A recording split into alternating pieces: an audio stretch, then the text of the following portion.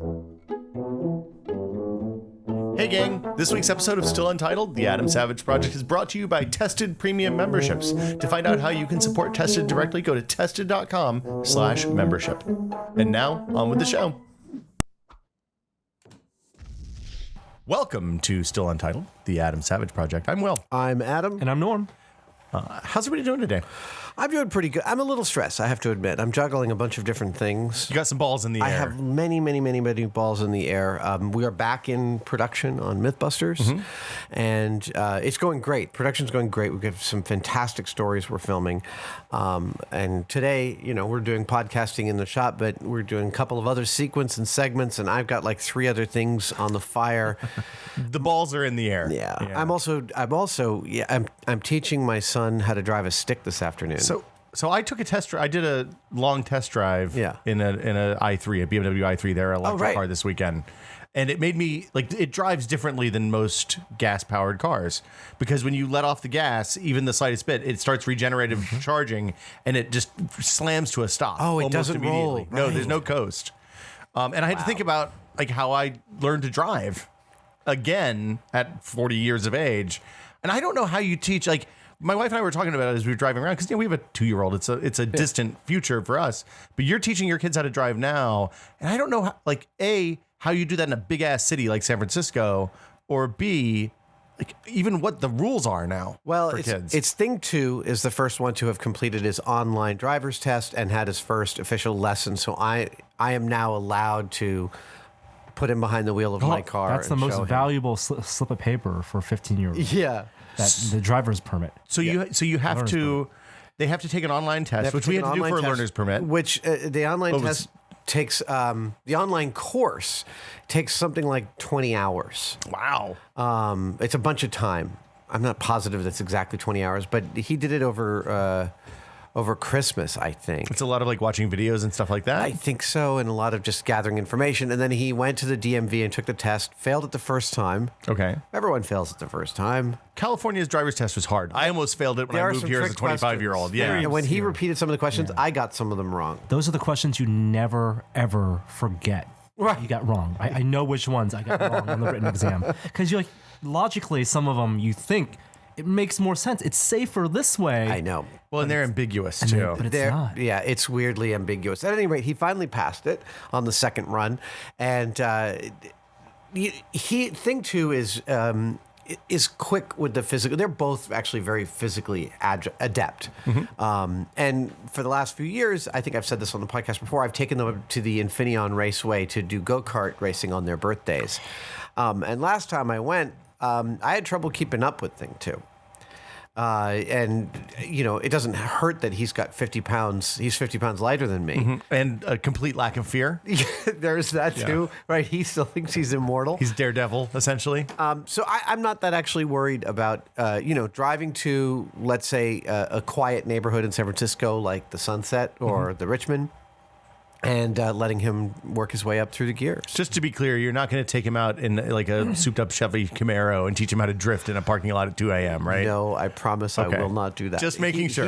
He will, in fact, be driving my Fiat Abarth. Okay. That's a pretty peppy car for a kid. I learned to drive on a brown 1984 Ford no-label station wagon. It was a year between names. Wow. So it's the only year that that wagon existed. I learned in a Toyota pickup truck. Oh, that's a good stick shift. Well, I learned to drive manual transmission in a Land Cruiser. And then my first car that I bought was a Ford Ranger, a 1985 Ford Ranger. And it was a 5-speed manual, and it was real bouncy. I kind of love the fact that the boys will not have a car while they're living in San Francisco. It's just not feasible. You don't need one. No, you don't need one, and there's nowhere to park it. Yeah. Do you have any desire for scooters or Vespas or no? I'm steering. I've actually long inculcated them with the idea that those are terrible ideas for transport. They're fun. But they're death machines. Yeah. They are the reason that in an emergency room they call them donor cycles. I had 3 different motorcycles and I loved them, but I gave them up when the boys were in utero because... You didn't want to make orphans of them. Yes. Yeah, no.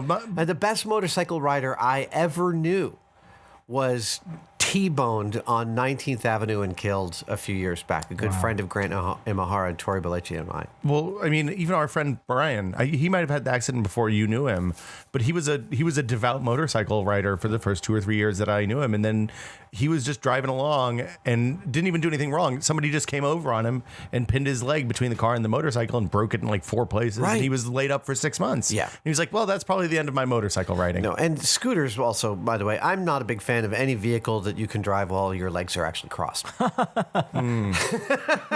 Okay, so the electric unicycle passes. Yes, it does. Yes. Okay. So what's interesting is all three of us drive, obviously, and we are comfortable driving, but it's tough to put yourself in the mindset of someone who's never really driven before. How do they think? Do you remember how did you think a car worked? Oh, 'Cause- it's funny. I kind of knew how you shifted up through the gears. Actually, Thing 2 has sat in the passenger seat and shifted for me. And I think the Fiat is a great car for him to learn on because it's a pretty tight little clutch window, which is great to learn on a tighter rather than looser clutch window. Yeah, I learned on a pickup truck. And, well, actually, I learned on a tractor, which is the loosest of clutch Farm boy, windows. yes. And then, from there, everything feels like a You sports can car. mail a letter to the clutch and the clutch Pretty will much. respond. But the momentum of a car, we're talking about rolling and how electric cars don't roll like Yeah. gas cars do. In the future, if we have all electric, like people are going to learn to drive differently. The rolling aspect of a car helps so much. It does. I think that's a 10-year, like in 20 years. I think the shift is going to be fairly simple. I mean, Yeah. there'll be natives to it, right? Where we aren't. Exactly. That's why it's uncomfortable. I mean, if you think about my daughter, who's 2 now, in 16 years, 14 years, it's really likely that there will be a significant number of cars on the road that just drive themselves most of the time. Oh yeah, and you can sit in the back and Right. Wow, that's and crazy. she'll look at me and be like, "Oh, this is yes. I've heard this theory. back when I was a Yes. girl, Yes. when you're so old, Dad, that you used to have to drive your own car." Right? I mean, I don't. we think went that- on a vacation and Daddy got to drive. yeah. Wow. Yeah, we got outside That'll of the be what it's like. I don't outside of think the that people limit. ever not want to own their own cars. Look, it's going to take at least 2 generations for that to happen, but I think it's plausible. The millennials People already won't own their cars. Yeah. And aren't super into it. I can't. I know, fathom I can't that. conceive of it either, but it's also, at a certain point, we still are in the tens of thousands of deaths per year nationally from auto-related accidents. It's more than that, isn't it? I think it's 20 or 30,000 a Okay. year. It's lots, right? It's right up there with the stuff that actually Cancer kills people. and Yeah. shit. Yeah. If autonomous cars within the first, say, decade are able to start saving something like 10,000 lives a year, that's an impossible to ignore. We right now have national campaigns for things that. Okay, so that, that was was a large loud. piece of camera equipment falling over. Joey's running, but it'll probably be okay. It's got a case. It didn't land on your lens, Didn't so land- that's good. That's true. Yeah. Was that my camera? No. No. My lens. Oh, it's Norm's lens. At any rate, where was I? You're saying if it 10,000 saves yes. if it saves a certain number of lives. I think that Norm. I think if it all of a sudden starts to save lives and be incredibly convenient, and also perhaps instead Convenience, I think, is the bigger factor. convenience. And, I think it's both. and also mobility across class systems. Right, so it's not like you have these rich people sitting in giant eggs while they get taken to work, while the poor people are in heavy-duty buses, but you're able to spread that around the populace. And we have some understanding of how Google's testing autonomous cars, and logistically it makes sense. A car sharing economy makes sense. A system infrastructure where your car isn't being wasted in a garage, Right. Where it's always picking someone up and the problems solve themselves. Think about the amount of resources tied up in cars that stay parked 90% of the time. Yes, Yeah. absolutely. I mean, it's partially why systems like Lyft and Uber work, but I think it's human nature. It's human nature right now. It's Yeah. American Human nature right is now, the yeah. thing. And very I think American that's a nature. mutable. I think it's a plastic reality. And I mean, if you think about it, so I'm looking at buying an electric car. It has a 75-mile range. That would kill me. Vast majority of my days are 44 miles total round trip. Like I have a thing in the car that tracks that. Occasionally I go up to 60 miles. And if you get the one with the little gas engine, it'll get you through that. Yeah, I don't know. My daily drive is much more than that. I mean, You're we were all just over the filming in place. Altamont this Yeah. week, so it's was like 48 miles or something out there, 53 miles. You have a little bit of an unusual commute situation. I do. Now, it changes all the time. Did your son go through driver's school and have to watch the infamous video? Oh, Blood on the Highway? Guts and gravel. Red asphalt. Red asphalt. I believe that's. I don't know. I'll have to ask him. But suffice to say, I actually think that he is going to take to the mechanical thing. He has already been subscribing to Motor Trend and Car and Driver for a couple of years. Well, but having enthusiasm for cars and being a good driver are two completely different things. They are, but when you're a kid and you're obsessed, I think it puts you into a mindset that is ideal for learning quickly. Respecting the machine. Yeah. The thing for me about learning to drive, and like many people, the statistics say if you're going to have an accident in a motor vehicle, you probably that you cause, it usually happens within the first 2 years after you started driving. Oh, really? Yeah, it's why insurance premiums for 16 and 17-year-olds are so spectacularly high. So I had an accident when I was 17 years old, and literally, like, it was because I hadn't internalized the mechanics of other cars on the road and me on the road. Yeah. And I just made a bad judgment on a car that was coming out in front of me, and I crossed in front of him too close, and he was probably speeding. Right. But still my fault and my mistake. One of the things I've been telling them from the get-go, the moment it was coming, it was visible in the distance, the idea that they'd be driving, I've been saying, be predictable. It is the single safest thing you can do is to be predictable to the people around you and to make sure that your behavior is predictable. I remember when I was first driving that changing lanes was completely terrifying. Yeah, yes. And I passed it, we had lots of these little 2-lane roads. Well, you were in a rural area, so you weren't on the freeway a lot, right? There was a highway. We had Route 9 in Westchester County, which is like 2 lanes and so crappy. Westchester County has signs all over saying, New York State is responsible for this highway. Was it limited access? Did you have to merge onto it, or could you turn right at the stop sign? No, it's like goes light? right through every neighborhood and right through the towns and stuff like that. That's what I learned. We weren't allowed to get on the interstate when we were first starting to drive because it was a 20-mile drive from the house. Right. It was outside of the range. And thing too is telling me in the driver's lesson he had on Saturday, they took him right out to Cesar Chavez, and he's like shifting lanes out there. Wow, terrifying. That's intense too. I know. I was like, that all rules of normal traffic are suspended on roads like Cesar Chavez or 24th Street. Just like those are scary streets. It's Mad Max out there. Yeah, totally. Basically, you're one little kid with a boomerang away from the end times. Well, and then they watch me making left and right turns off of my corner here in the Mission, which is like a freaking Frogger game. Well, so part of it though has to be teaching them, like, ingraining habits. Like, one of the things that I had to learn when I moved to a city where there's a lot of pedestrian traffic that I'd never encountered driving in the suburbs and even like mid-sized American countries where cities where people don't walk. Right. Is that you have to always be aware of pedestrians in the crosswalk, and it's especially dangerous like at dusk or toward the end of the day when it's starting to get dark and it's drizzling or something like that. They're all wearing black raincoats and they're essentially all wearing black invisible. raincoats, and half of them are jogging and will just run out into the street and expect you to stop, and you have to. Well, and the place that's especially dangerous for me because of the glasses and is that post.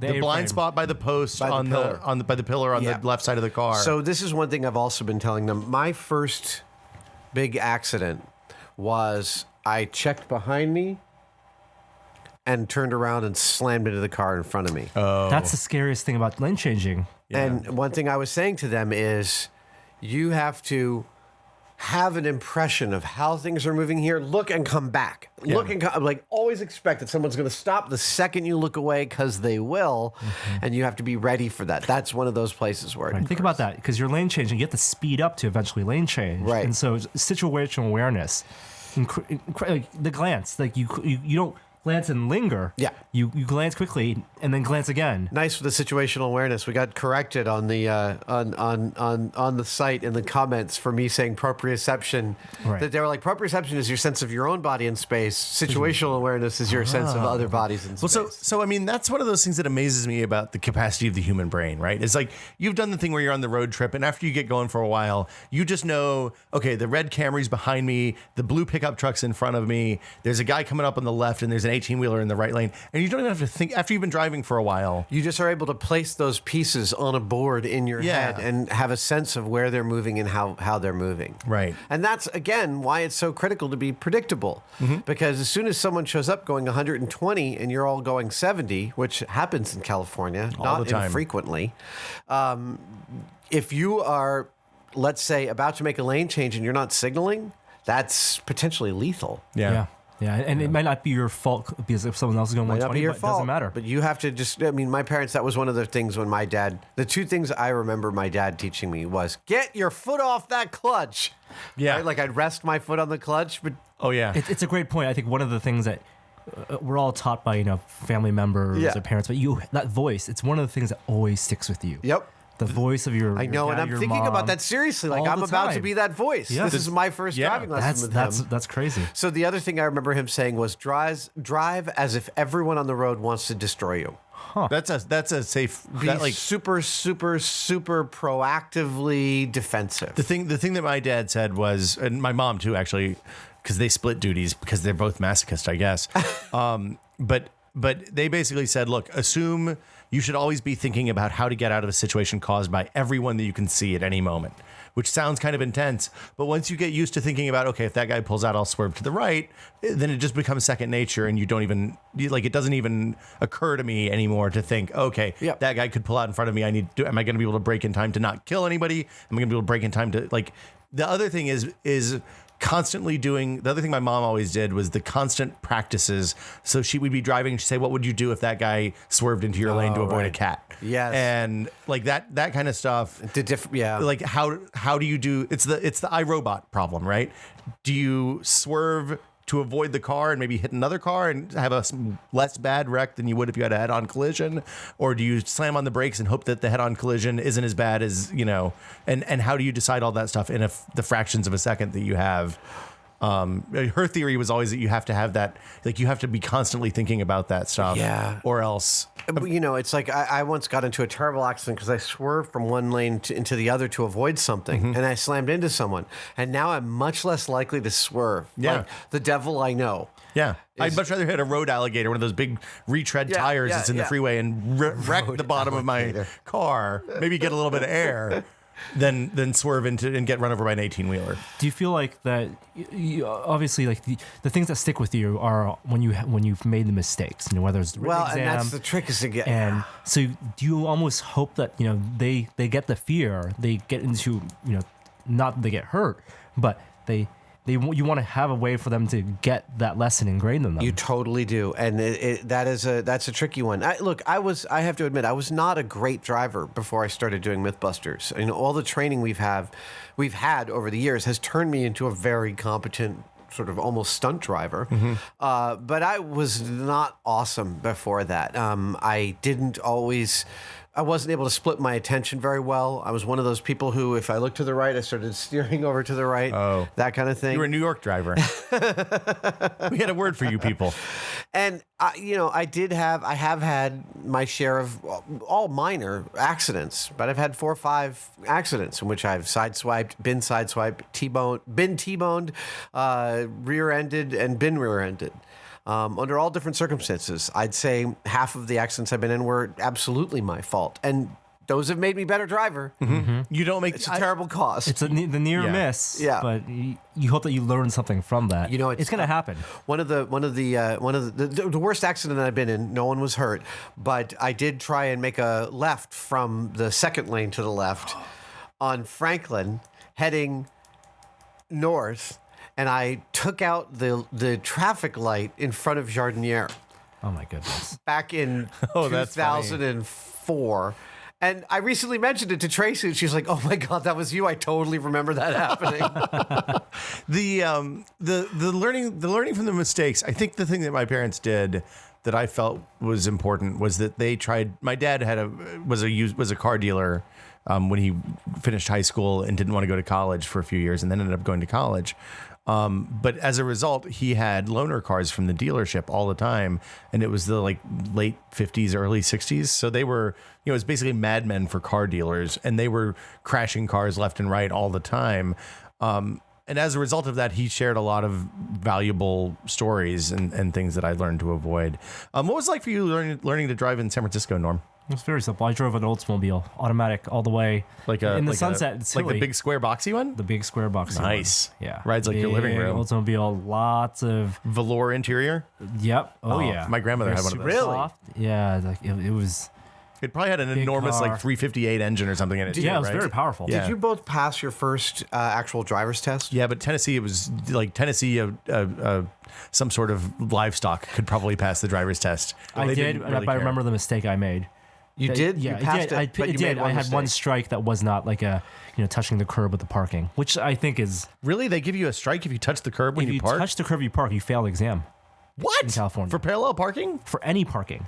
I didn't have the parallel. I had just the slide in, but if you touch the curb, that's it. Wow, that's crazy town. I failed my first driver's test. I took the first driver's test in a standard.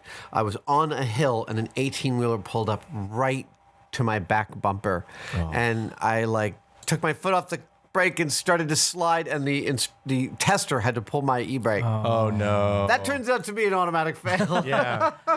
So the next time I took it in my neighbor's automatic. So I learned to drive a manual transmission in a field in Northern Virginia with my aunt's Land Cruiser. Use this every time you got a story like that. You have no idea. So when I got back to Tennessee and we were driving my mom's car, which was a manual transmission Jeep, she let me drive because I had a permit and all that. And I got to a stop sign on a hill on a busy road, and some people that I went to school with that were acquaintances but not friends, and maybe cordial, maybe not, kind of a weird high school relationship, pulled up directly on the bumper behind me when they saw that it was me at the stop sign. And it didn't have a pull brake. It had a foot e-brake because it was a Jeep. That was a bad time. That was a bad time. Yeah. Oh, man. So what's one big piece of advice that you would give to new drivers? And what was one thing you learned? I know you shared yours already. Yeah. Just always be thinking about how to get out of the situation. Like, that's just general good life advice, I think. Right. It's like you're Jason Bourne. You want to spot your exits. Yeah. You want to pretend you're a spy in your head. Yeah. You always want to be Batman. The one best piece of advice that I got from my parents when driving is when driving other people, you might feel really comfortable about your ability to drive, but you have no sense of their comfort. No. And they're always, because you're the ones with the hands on the wheel. That's true. And if you're driving with their comfort in mind, you're a much better and safer driver. You're absolutely right. And, somebody once told me whenever you see a Penske truck or a big U-Haul truck, you have to think, that's the first time they've driven something that big. Yeah. And it's a great bit of advice about those things because visibility is terrible and they can be terrifying. And if you think that about everybody on the road, you're going to be a lot more empathetic about what's going on and have a better situational awareness. We could talk about this in a couple of weeks. I'll tell you how it goes. Okay, I'm interested to hear. I'm going to try and stay calm. I'm going to show up with a helmet. You're going to put the helmet on? I was going to ask. You have plenty, so... We'll both be wearing helmets. Okay, that's good. It'll be like Better Off Dead, right? Exactly. And I think we don't have a better note to end on than that. Let's hear your driving stories. Yeah, please post them in the comments. We love to hear that kind of stuff. And we'll be back next week with another episode of Still Untitled. See you guys later. Bye, guys. Bye.